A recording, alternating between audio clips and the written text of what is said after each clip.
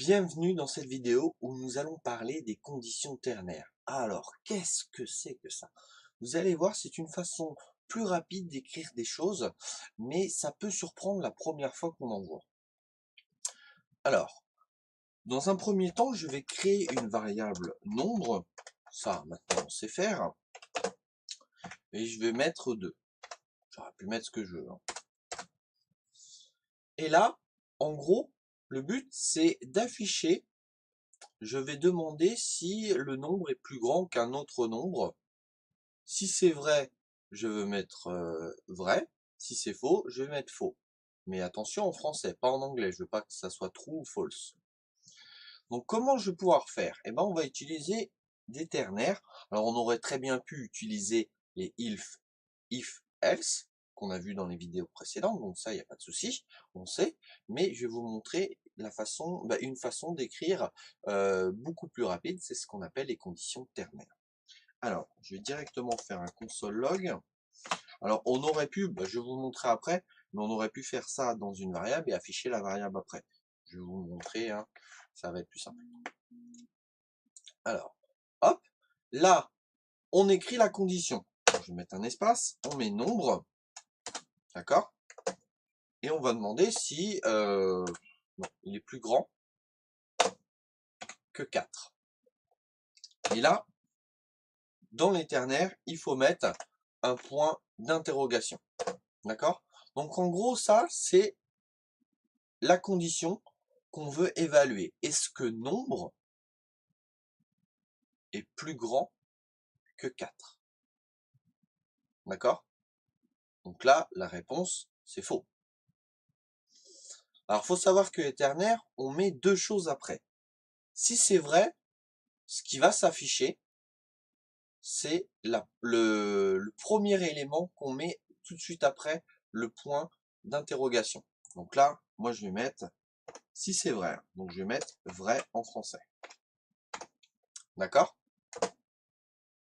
On sépare avec les deux points et on met la deuxième valeur. Ça, c'est si c'est faux. Donc, je vais mettre faux. Voilà. Donc, en gros, je reprends. Si cette condition, elle est vraie, donc true, d'accord? Ça, on l'avait vu du coup avec les conditions, d'ailleurs, les if. Donc ça, si c'est vrai, si c'est true, du coup, c'est le premier élément qui s'affiche.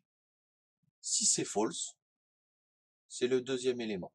D'accord? Pour pas vous embrouiller, je vais même faire un truc beaucoup plus simple. Je vais mettre ça en commentaire. On avait vu comment faire des commentaires. Ok. Ça, je vais l'enlever et je vais mettre juste true. D'accord? Pour que ça soit beaucoup plus simple.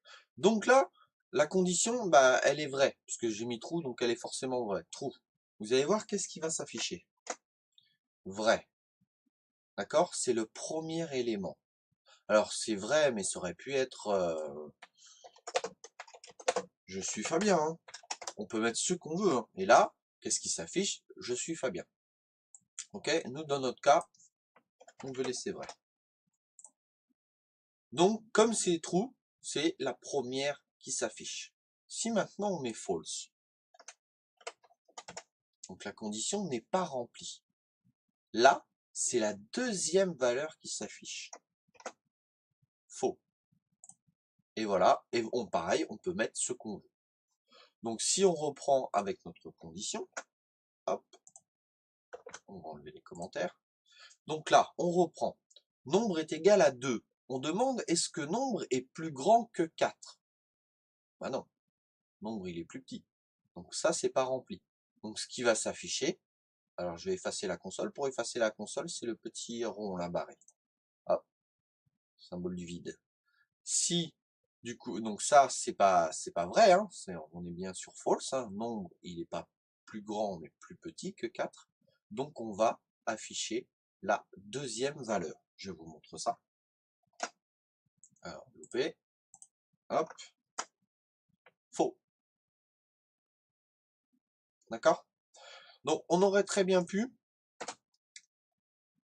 mettre notre condition ternaire dans une variable, let réponse par exemple, est égal à, et là on prend tout ça,